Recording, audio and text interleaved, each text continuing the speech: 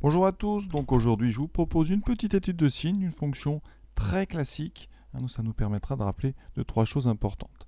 Première chose, pour étudier un signe, on regarde la forme de l'expression. Ici, vous avez une soustraction avec deux termes positifs. Alors ici, je vous rappelle que quel que soit un grand X réel, un exponentiel grand X est toujours strictement positif. Donc ici, quel que soit X, eh bien exponentiel x est strictement positif et exponentiel moins x aussi.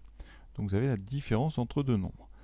Alors, ça, on va en parler parce que graphiquement, on peut résoudre ce genre de choses, même si ce n'est pas un raisonnement qui est acceptable, mais ça me permet quand même de vous rappeler les courbes. Alors la fonction exponentielle x, sa courbe, vous devez la connaître absolument par cœur. En 0, elle vaut 1. Une asymptote ici en moins l'infini, asymptote horizontale. Et ici, vous avez donc une courbe comme ça qui monte très vite. Ça, c'est donc la courbe d'équation y égale exponentielle x. Exponentielle moins x, c'est la fonction exponentielle, mais que vous appliquez en moins x. Donc, on sait que c'est la même courbe, mais symétrique par rapport à l'axe vertical. Donc, asymptote en plus infini, ici, ça passe ici au même endroit, et vous avez la même montée, un petit peu raté cette montée, la même ici progression, très rapide, voilà. Et ça, c'est donc la courbe de y égale exponentielle moins x. Vous voyez, donc graphiquement, les deux courbes se coupent au point ici de coordonnées 0, 1. Donc, eh bien, qu'est-ce qu'on peut remarquer? Eh bien, à gauche, pour x négatif, eh bien, on a, donc pour x négatif, la courbe jaune est en dessous de la courbe bleue, donc exponentielle x est strictement plus petit qu'exponentielle moins x. Ça veut dire qu'exponentielle x est, si on fait exponentielle x moins exponentielle moins x, ça sera négatif. Et pour x positif strictement, on aura le contraire. Voilà. Et en 0, les deux valent la même chose. Donc on doit retrouver ça dans notre calcul. Alors comment trouver le signe? Parce que là, vous avez exponentielle x et exponentielle moins x. Alors la première étape, eh bien, c'est de se ramener uniquement des exponentielles x. Parce que vous savez, propriété, que quel que soit x, exponentielle moins x, c'est 1 sur e de x. C'est tout simplement l'inverse. Donc ici, eh bien, on aura exponentielle x moins 1 sur e de x. On a toujours la soustraction, évidemment, ça n'a pas réglé le problème, mais on a une forme qui va nous permettre de conclure, parce qu'on va pouvoir mettre au même dénominateur. Ce dénominateur, c'est évidemment exponentielle x. Et donc en haut, vous aurez exponentielle x au carré moins 1. Alors première chose, vous avez maintenant une fraction. Le dénominateur, lui, vous connaissez son signe. Dénominateur strictement positif. Donc dénominateur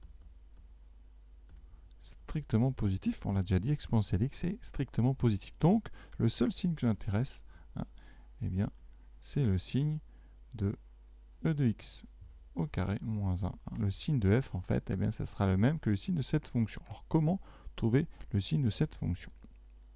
Alors, il y a plusieurs méthodes. Première méthode, évidemment, quand on voit cette forme-là, il y a un carré moins quelque chose, on peut penser à une identité remarquable, et c'en est une. Et si vous voulez factoriser, eh bien exponentielle de x au carré moins 1, c'est exponentielle de x moins 1 multiplié par exponentielle de x plus 1. On a donc deux facteurs. Il va donc falloir faire deux études de signes. Alors, on va s'occuper du deuxième facteur qui est très simple. On sait que quel que soit x, exponentielle x est strictement positif. Donc, eh bien, si vous rajoutez 1, c'est encore plus positif. Donc, c'est strictement positif. D'ailleurs, c'est strictement plus grand que 1, donc strictement positif. Ça veut dire que le seul signe qui va vous intéresser, c'est exponentielle de x moins 1. Donc, le signe de f de x, eh bien, sera le même que celui de exponentielle x moins 1, puisque le dénominateur est strictement positif et que le deuxième facteur, lui aussi, est strictement positif. Donc, on est revenu à étudier exponentielle x moins 1. Alors ça, eh bien, pour étudier le signe, on s'intéresse, on résout exponentielle x moins 1 strictement positif. Alors pour sur votre copie, vous pouvez mettre on résout, et comme ça on sait que vous êtes en train de résoudre quelque chose, que vous n'affirmez pas que exponentielle moins x est positif. Alors on résout positif, vous pouvez très bien résoudre négatif, mais en général tout le monde résout strictement positif, donc ça donne exponentielle x strictement plus grand que 1. Donc Ici, c'est du cours x strictement positif. Ça veut dire qu'ici, si vous aviez choisi de résoudre égal à 0, vous auriez trouvé x égale 0. Donc là, on a tout pour faire le tableau, et on va le faire immédiatement. Donc, ici, on est sur de moins l'infini à plus l'infini. Une seule valeur intéressante, c'est 0. Alors, vous avez le choix. Vous pouvez, si vous voulez, ne remettre qu'exponentielle de x moins 1. Si vous avez mis la phrase ici, le signe de f sera le même que celui de. Si vous n'avez pas mis cette phrase, eh bien, vous allez remettre tous les signes un par un. Le signe d'exponentielle x moins 1, le signe d'exponentielle x plus 1, le signe d'exponentielle x qui était au dénominateur, et ensuite vous aurez le signe de f de x. Alors, exponentielle x moins 1, qu'est-ce qu'on vient de dire? Que c'était donc positif pour x plus grand que. Donc, votre plus, vous allez le mettre à droite. Ensuite, exponentielle x égale 0, ici, c'est en 0. Alors, la plupart du temps, on ne met pas celle-là, on met que strictement positif, en supposant intuitivement que ça s'annulera pour x égale 0. Donc, de l'autre côté, ça sera forcément négatif.